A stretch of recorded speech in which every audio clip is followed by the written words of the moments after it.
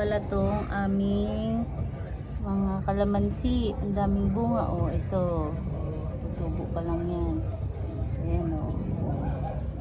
Liit-liit lang yan. Pero tingnan mo.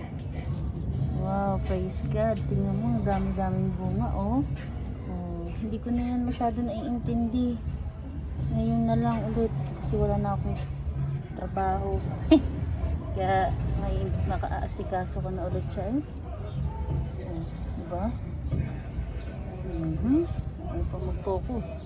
Oh, dami yan. Madami yung ano, tubo. Kasi ito yung okra namin. Oh, liit lang yan. Pero tingnan mo, naka-harvest na kami dyan. Ilang harvest na. Ito, bagong tanim ni Ayan na malunggay. Tsaka ito yung sili. Tignan mo, itong sili na to, hindi ko to akalain na mabubuhay to. Kasi ano na to, parang papatay na.